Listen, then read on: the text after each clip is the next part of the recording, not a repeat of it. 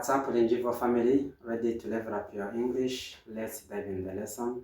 Mwaramutse muryango mugari wa Linjivo, muriteguye kuzamura urwego rwabo rw'icyongereza. Reka twinjire mu isomo.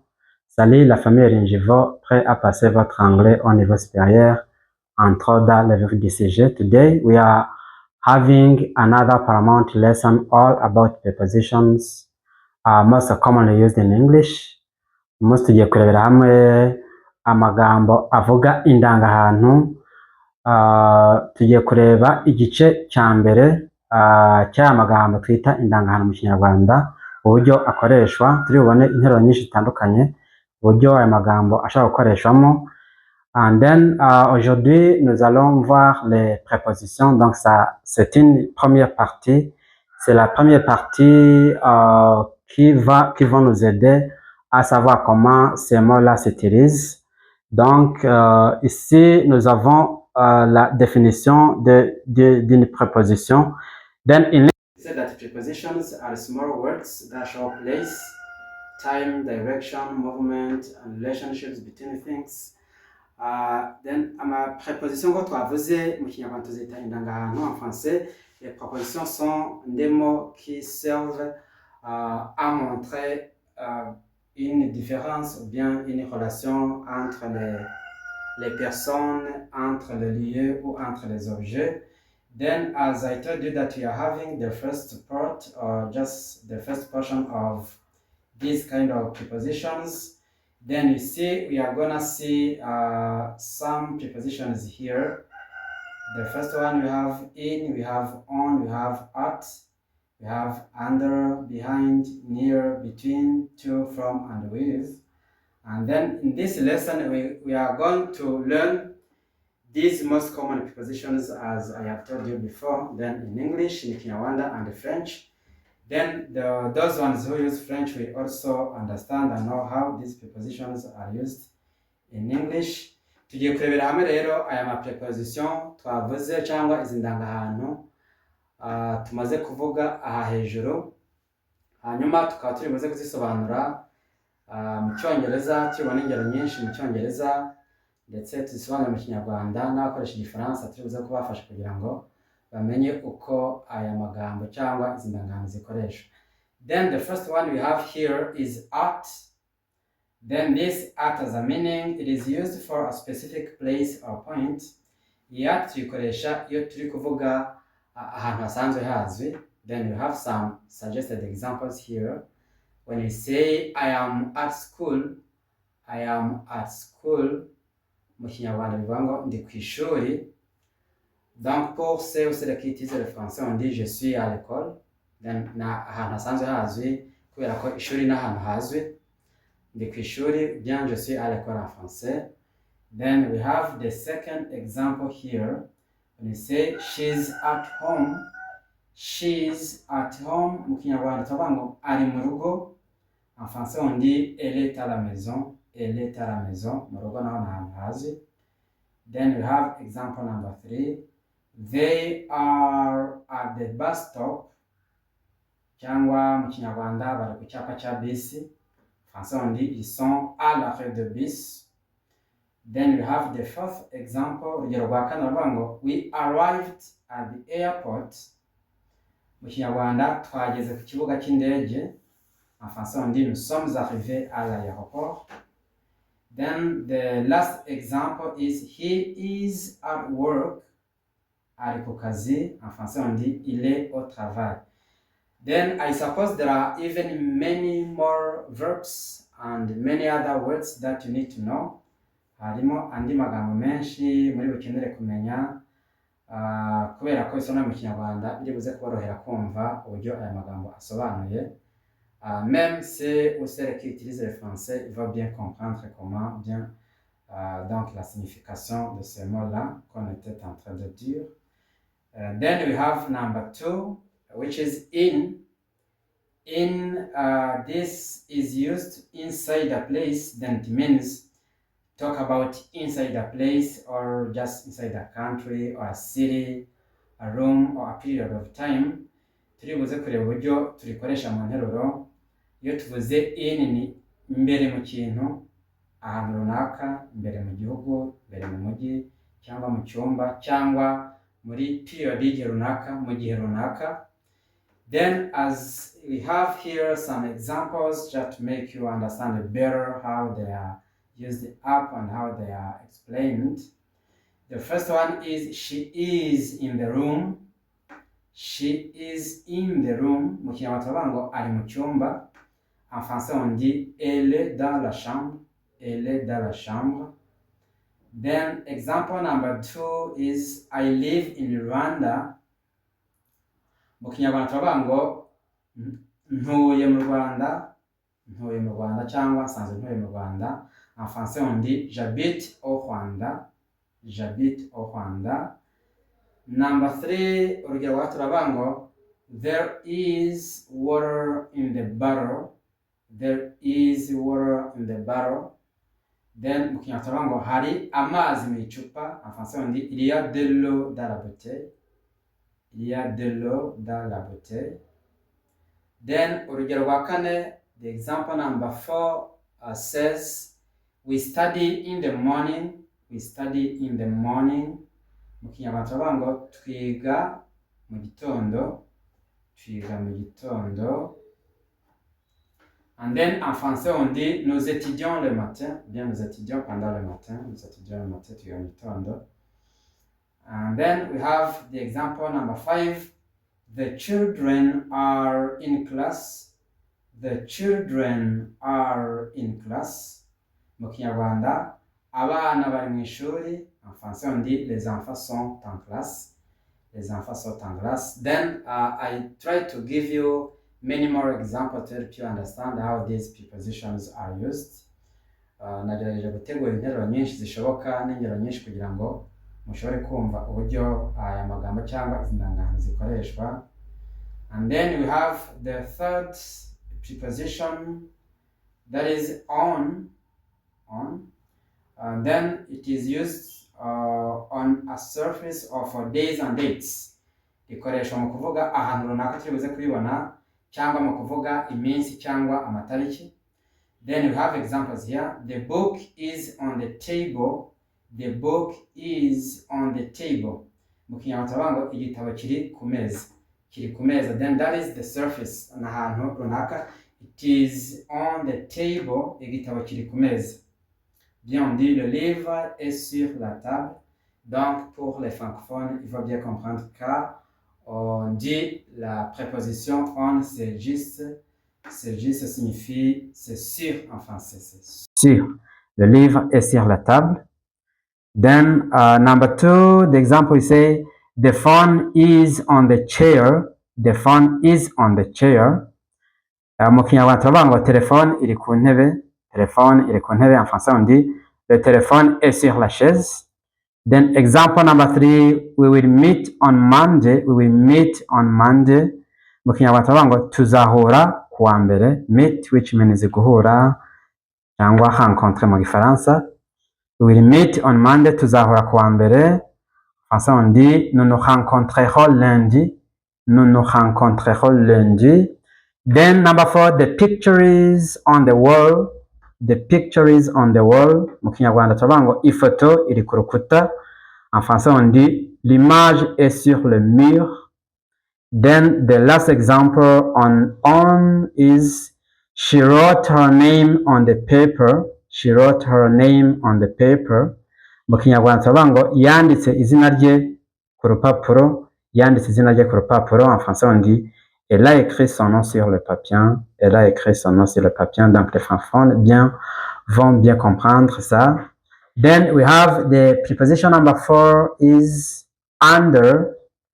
Under, so this is used to express something that is below. Tuyikoresha tuvuga ikintu kiri munsi. Under, donc en français on dit c'est au-dessous. Under c'est au-dessous cyangwa munsi y'ikintu. Then we have some examples here. The cat is under the table. The cat is under the table. Mu Kinyarwanda turavuga ngo injangwe iri munsi y'ameza. Injangwe iri munsi y'ameza. En français on dit le chat est sous la table. Bien, le chat est au-dessous de la table. Le chat est sous la table. Then example number 2, my shoes are under the bed. My shoes are under the bed. Inkweto zanjye ziri munsi y'igitanda. So that's Kinyarwanda. Inkweto zanjye ziri munsi y'igitanda. En français on dit mes chaussures sont sous le lit. Mes chaussures sont sous le lit. Then the example number 3, the ball is under the chair. The ball is under the chair. Mu Kinyarwanda turavuga ngo umupira uri munsi y'intebe. En français on dit le ballon est sous la chaise. Then you have example number 4. He hid under the tree. He hid under the tree. Mu Kinyarwanda turavuga ngo yihishe munsi y'igiti. En français on dit il s'est caché sur l'arbre. S'est caché sur l'arbre. The example number 5 is the bag is under the desk. The bag is under the desk. Mu Kinyarwanda turavuga ngo isakoshi iri munsi y'ameza. Le sac est sur le bureau. Le sac est sur le bureau. Then we have the preposition number 5 is above. Above, some say above, then it depends upon the accent, because you have British accent and American accent. Then when British people speak, for example, this word or this preposition, they just pronounce above, but when they're American, they say above. So then the two accents are acceptable and they are all academic. Then izi ubu buryo abantu bavugamo abongereza iyo bavuze bitewe na accent yabo cyangwa nuko basanzwe bavuga ijambo bashaka kuvuga above basoma above cyangwa bavuga above, ariko abanyamerika bavuga above. Then so that's their accent. And then what does this above mean? Then the meaning is, then we talk about something that is higher than something, then kiri hejuru cyane y'ikindi kintu ujyanije n'ikindi kintu, that's above. And then you have also some suggested examples here. Dufite ingero zimwe hamwe zino tugiye kubaha just to understand how this above is used up. And then number 1 is the clock is above the door. The clock is above the door. Turavuga ngo isaha iri hejuru y'umuryango. Isaha iri hejuru y'urugi cyangwa iri hejuru y'umuryango. En français on dit l'horloge est au-dessus de la porte. L'horloge est au-dessus de la porte. Donc ça c'est pour les C ou C qui utilisent le français. Je crois bel et bien qu'ils vont bien comprendre comment la préposition above is used. And then number 2 we have the airplane is above the clouds. The airplane is above the clouds. Cyangwa indege iri hejuru y'ibicu. Indege iri hejuru y'ibicu. En français on dit l'avion est au-dessus des nuages. L'avion est au-dessus des nuages. Then we have the example number 3. The picture hangs above the bed. The picture hangs above the bed. Mu Kinyarwanda turavuga ngo ifoto imanitse hejuru y'igitanda. Ifoto imanitse hejuru y'igitanda. This verb to hang means kumanika ikintu hejuru. Then en français on dit l'image est suspendue au-dessus du lit. Donc vous voyez, pour les francophones, vous voyez que le verbe to hang en français ça signifie se suspendre. C'est pourquoi quand on dit the picture hangs above the bed, then pour ceux qui utilisent le Kinyarwanda aussi, ils comprennent bien ça. Dit ifoto imanitse hejuru y'igitanda. Donc c'est pour ceux qui utilisent le français, dit l'image est suspendue au-dessus du lit. Then number 4 we have birds fly above the trees. Birds fly above the trees. Kinyarwanda turavuga ngo inyoni ziguruka hejuru y'ibiti. Inyoni ziguruka hejuru y'ibiti. Bien, les oiseaux volent au-dessus des arbres. Les oiseaux volent au-dessus des arbres. Then the last example about this preposition above is the lamp is above the table. The lamp is above the table. Mu Kinyarwanda turavuga ngo itara riri hejuru y'ameza. Bien, en français on dit la lampe est au-dessus de la table. So that's how we use the preposition above. Uko niko dukoresha indangano yitwa above Donc, voici la façon dont on utilise la préposition above. Then we have number 6, it is between. So then this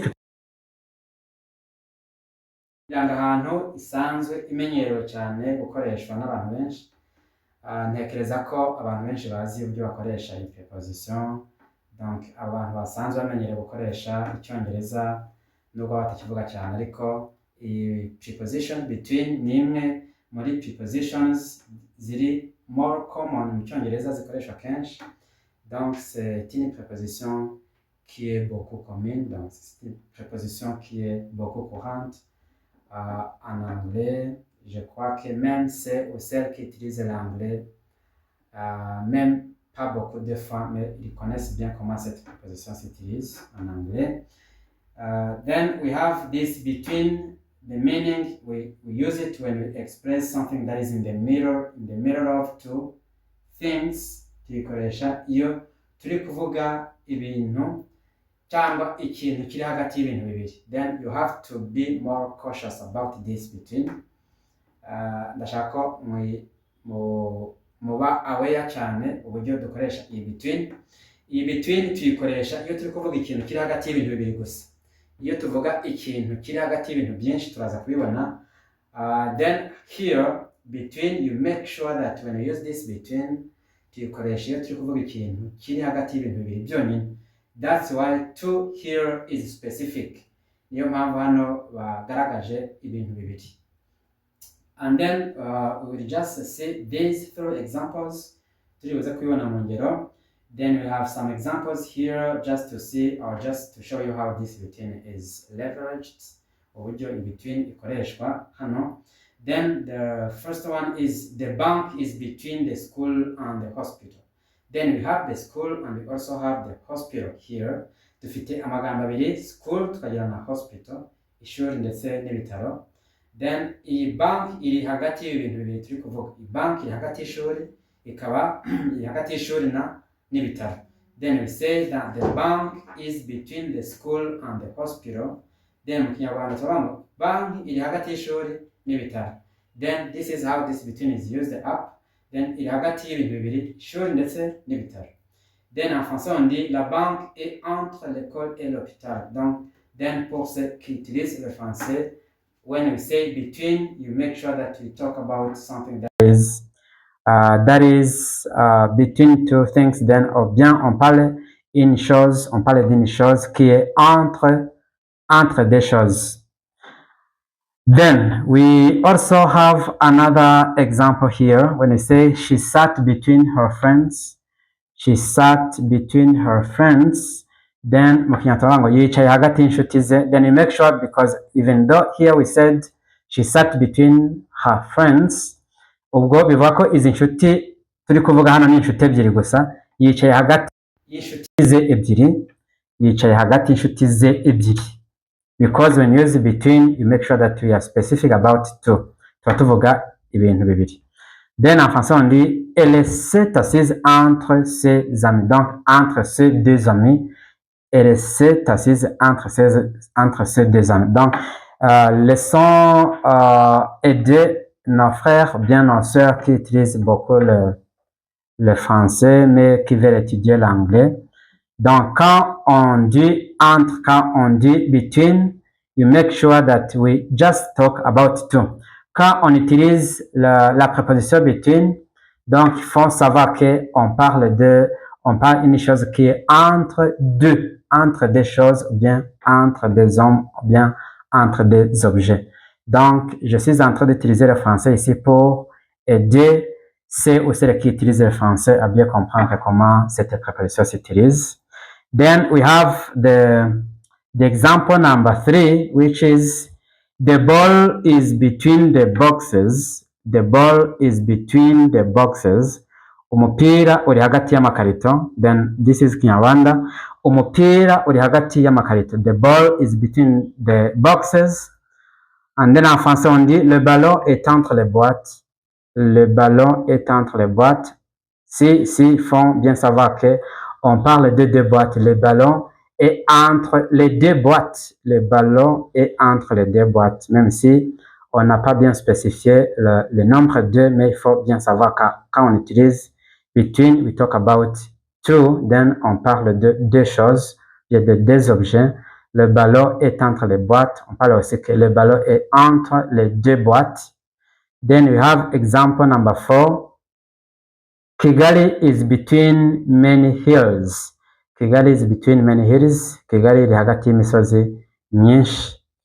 Bien, Kigali est entre plusieurs collines. Then the number 5, the last one, the dog stood between the children. Imbwa yahagaze hagati y'abana. On parle de deux enfants. Bien, then we talk about two children. The dog stood between the children. Imbwa yahagaze hagati y'abana. Bien, le chien se tenait entre les deux enfants. Le chien se tenait entre les deux enfants. Then let's move on to the next preposition. Let's talk about behind. Tuvuge behind. Then when we use behind, we talk about also something or someone that is at the back of something. Cyangwa nyuma. Iyo tuvuga behind, tuvuga nyuma. En français, on parle derrière. Then we have the example number 1. The car is behind the house. The car is behind the house. So also when we talk about behind, so this is a very common preposition. Nayo ni preposition izi cyangwa n'indangahantu izi. Say the car is behind the house. Imodoka iri nyuma y'inzu.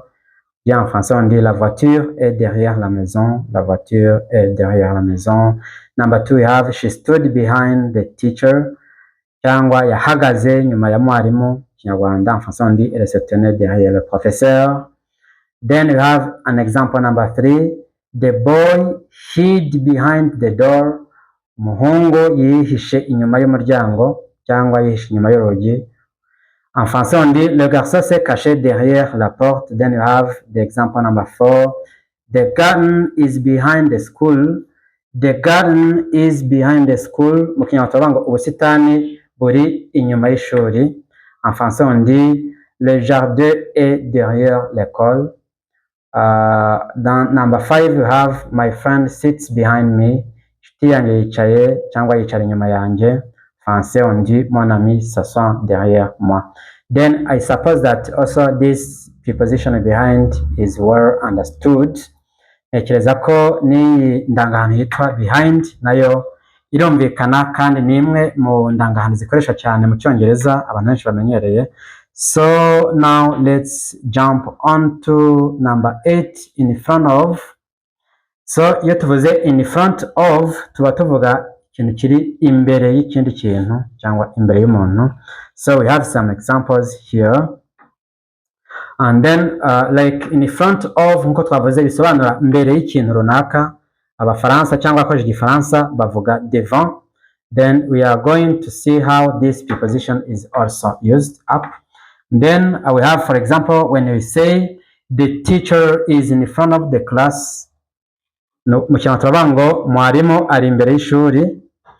En français on dit le professeur est devant la classe. Le professeur est devant la classe. Then we have the preposition number 2. The car is in front of the gate. Cyangwa imodoka iri imbere y'irembo. En français on dit la voiture est devant le portail. Number 3 we have she stood in front of the mirror. Yahagaze imbere y'indorerwamo. Then you just remember when you use this she, we talk about a female person. Tuvuga umuntu w'igitsina gore. Yahagaze imbere y'indorerwamo. Elle se tenait devant le miroir. Elle se tenait devant le miroir. Then you have the example number 4. The students are in front of the school. The students are in front of the school. Cyangwa abanyeshuri bari imbere y'ishuri. Les élèves sont devant l'école. Donc les élèves sont déjà devant l'école. Or he parked in front of the shop. Mu Kinyarwanda turavuga ngo yaparitse imbere y'iduka. Yaparitse imbere y'iduka. It's not yaparitse. Yaparitse imbere y'iduka. Yaparitse imbere y'iduka. And then en français on dit il s'est garé devant le magasin. C'est garé devant le magasin. And then this is about in front of, then as I was just saying that it is the first part that we are gonna see some prepositions in English and how they are used up. And then number 9, we have the preposition that is about, so that is near or near. Then iyo tuvuze near tuvuga ikintu kiri hafi cyane y'ikindi kintu, something close or something next to something else or something next to someone, ikintu kiri hafi y'umuntu cyangwa kiri hafi y'ikindi kintu. Then en français on parle c'est près ou tout près de quelque chose, tout près de quelque, près de quelque, près de quelque chose. Then you have some examples here. Then when you say I live near the market, I live near the market. So this means ntuye hafi y'isoko. En français on dit j'habite près du marché. Then you have the second example, the school is near the church. The school is near the church. Mu Kinyarwanda ngo ishuri riri hafi y'urusengero. En français on peut dire l'école est tout près de l'église, ou bien l'école est près de l'église. Then number 3, when you say sit near me, sit near me. Mu Kinyarwanda ngo icara hafi yanjye, icara hafi yanjye. En français on dit assis-toi près de moi, bien assis-toi tout près de moi. Then example number 4, the hotel is near the road, the hotel is near the road. Mu Kinyarwanda ngo hoteli iri hafi y'umuhanda, bien en français on peut dire l'hôtel est tout près de la route, bien l'hôtel est près de la route. Then we have the example number 5. There is a shop near my house. There is a shop near my house. Cyangwa mu Kinyarwanda ngo hari iduka hafi y'inzu yanjye.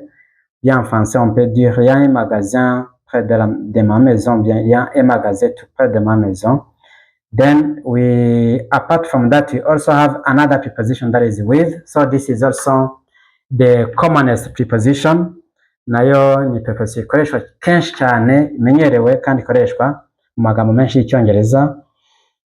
Donc tuvuga iyo tuvuze with, then as you see the meaning is used up to show togetherness or accompaniment. Tuvuga ikintu kiri kumwe nawe cyane cyangwa kiri hafi yawe cyane. Then we'll see how this preposition is explained through examples. Turibuze kureba uburyo tuyikoresha mu ngero. Donc nous allons voir comment on utilise cette proposition with. Ça c'est avec, en français on parle, donc pour ceux qui utilisent le français, on parle ça avec. Then through the examples here, number 1 we have I am with my friend, I am with my friend. So the pronunciation is with my friend, I am with my friend. Then mu Kinyarwanda ngo ndi kumwe n'inshuti yanjye, ndi kumwe n'inshuti yanjye. En français on dit je suis avec mon ami, je suis avec mon ami, je suis avec mon ami. Then number 2 we have she came with her mother. Mu Kinyarwanda ngo yazanye na mama we, yazanye na mama we, yazanye na mama we. Je crois iryo niryo jambo ryakoreshwa ryiza rifite irimo ikinyabupfura, yazanye na mama we. And then en français on dit elle est venue avec sa mère, elle est venue avec sa mère. And then we have the example number 3, he lives with his family, he lives with the family. Mu Kinyarwanda ngo abana n'umuryango we. En français on dit il vit avec sa famille. Then the next example we have we work with teachers. Mu Kinyarwanda ngo dukorana na mwarimu cyangwa dukorana n'abarimu. And then en français on dit nous travaillons avec les professeurs, nous travaillons avec les professeurs. Then the last example on this preposition is the child is playing with a ball, the child is playing with a ball. Umwana ari gukinisha umupira, umwana ari gukinisha umupira. Bien l'enfant joue avec un ballon, donc l'enfant joue avec son ballon, bien l'enfant joue avec un ballon. And then we also have the 11th preposition yo kubona indangahantu ya 11 yitwa to. Iyi to tuyikoresha iyo turi kuvuga icyerekezo, then used to show the direction, icyerekezo. We say I am going to school, I am going to school, ndi kujya ku ishuri, ndi kujya ku ishuri ni icyerekezo cy'ahantu uri kwerekeza. Then je vais à l'école. Then number 2 we have she walked to the market. She walked to the market. Yagiye ku isoko n'amaguru. En français on dit elle est allée au marché à pied. Elle est allée au marché à pied. Then iri jambo to walk rivuga kugenda ariko kugenda n'amaguru. And then the example number 3, they traveled to Kigali. They traveled to Kigali. Cyangwa bagiye i Kigali. En français on dit ils ont voyagé à Kigali. Then we have example number 4, come to my house. Cyangwa mu Kinyarwanda ngwino mu rugo iwanje. Cyangwa ngwino mu rugo rwanje. En français on dit viens chez moi. Then we have the last example on this preposition. We are going to church. We are going to church. Cyangwa turi kujya ku rusengero. Turi kujya ku rusengero. En français on dit nous allons à l'église. And then we have the preposition number 12 is from. From a preposition kuvuga igaragaza aho uturutse. Just talk about the origin or the starting point aho uturutse. Then you have some suggested examples here, like when we say from. So this is also a commonest preposition. Nayo ni indangahantu ikoreshwa cyane mu Cyongereza. Turibuza kuyibona when you say I come from Rwanda, nkomoka mu Rwanda. Bien, you can even say I am from Rwanda, cyangwa nturuka mu Rwanda, ndi umunyarwanda. Ndakeka twagiye tuyibona kenshi iyo igihe narimo mbereka uburyo umuntu yivuga mu Cyongereza, ukavuga imyaka, ukavuga aho uturuka, ukavuga ibyo ukora. Twarabonye uburyo iyi preposition from ikoreshwa cyane mu Cyongereza. And then I also bring it right now so that you can see how it is used up, and just to deepen your understanding of the preposition from, kugira ngo mushobore kumva neza uburyo iyi from ikoreshwa. And then when I say I come from Rwanda, we talk about, then in Kinyarwanda we say nkomoka mu Rwanda. Bien, en français on dit je viens du Rwanda. Number 2, she is from Kigali, akomoka Kigali. En français on dit elle vient de Kigali. Or when I say the train comes from Uganda, the train gari ya moshi iva muri Uganda. Then le train vient de Uganda. Then number 4 we have he borrowed money from his brother. He borrowed money from his brother. Cyangwa yagurije amafaranga musaza we. Yagurije amafaranga musaza we. En français on dit il a emprunté de l'argent à son frère. Il a emprunté de l'argent à son frère. Then the number 5 is this gift is from my friend. This gift is from my friend. Iyi mpano iva ku nshuti yanjye, cyangwa iyi mpano ivuye ku nshuti yanjye. En français on dit ce cadeau vient de mon ami. Ce cadeau vient de mon ami. Yes, all right guys, so these are the prepositions I was just explaining to you how they are used up. Izi nizo prepositions cyangwa nizo ndangahantu nari nabateguriye uburyo zikoreshwa mu Cyongereza, cyari igice cya mbere. Then today we are going to just make a short spoken practice about these prepositions, and then after that we tell you what to do. Nyuma y'ibyo ndibuze kubabwira ibyo muze gukora. Reka tubanze turebe iki kiganiro gito kiri hagati ya mwarimu n'umunyeshuri kuri izi ndangahantu, and then after I will tell you what to do. And then we have the teacher and the student. The teacher asks, where are you? And then the student answers, I am at school. Ngo umwarimu amaje ahantu ari, cyangwa ngo ndi ku ishuri, ndi ku ishuri. En français on dit je suis à l'école. And then the teacher says again, where is the book? Then the student, the book is on the table. Igitabo kiri ku meza. Igitabo kiri he? Mwarimu aramazi igitabo kiri he? Umunyeshuri amusubiza igitabo kiri ku meza. Bien, en français on dit le livre est sur la table. Donc où est le livre? Le livre est sur la table. Igitabo kiri ku meza. And then we also have the teacher asks the student again, where do you come from? The student answers, I come from Rwanda. Umwarimu arangera amubaza uturuka he? Umunyeshuri amusubiza ngo nturuka cyangwa nkomoka mu Rwanda.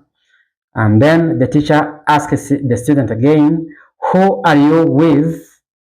Uri kumwe nande? Donc es-tu avec qui? Umunyeshuri aramusubiza ngo I am with my sister, ndi kumwe na mushiki wanjye. Français on dit je suis avec ma sœur. Then this was the very short conversation practice that I want you to know, and then I was just trying to show you how these prepositions are used. Ndimo ngerageza kubereka uburyo izi ndangahantu zikoreshwa mu kiganiro. And then as I told you before, we have some mistakes that people commit most of the time. Hari amakosa amwe n'amwe abantu bakunda gukora kenshi bari kuvuga icyongereza. You see, for example, this common mistake that people commit or people make, say I am in school. When say I am in school, then normally we don't say I am in school. Ntabwo tuvuga ngo I am in school, turavuga ngo I am at school. I am at school. Ndi ku ishuri, bien je suis à l'école. Then we don't say the phone is in the table. Ntabwo tuvuga ngo the phone is in the table, but we say the phone is on the table, and then instead of in we use on. The phone is on the table. Téléphone iri ku meza, on dit le téléphone est sur la table. And then we don't say I go in church, but we say I go to church. Ntabwo tuvuga I go in church, turavuga I go to church. Njya ku rusengero, bien je vais à l'église. Then this is how we use these prepositions. And then I was just trying to show you these common mistakes that people commit when they speak English. Ndimo ndabereka uburyo abantu bakora amakosa iyo bavuga icyongereza. And then try to practice this conversation. Try to make your own sentences using these prepositions. Mugerageze gukora interuro zanyu mukoresheje izi prepositions. Then I show you, I will just see your comments in the section comment, how you made up your sentences using the mistakes, and then see you in the next video. Don't forget to subscribe, comment, and like.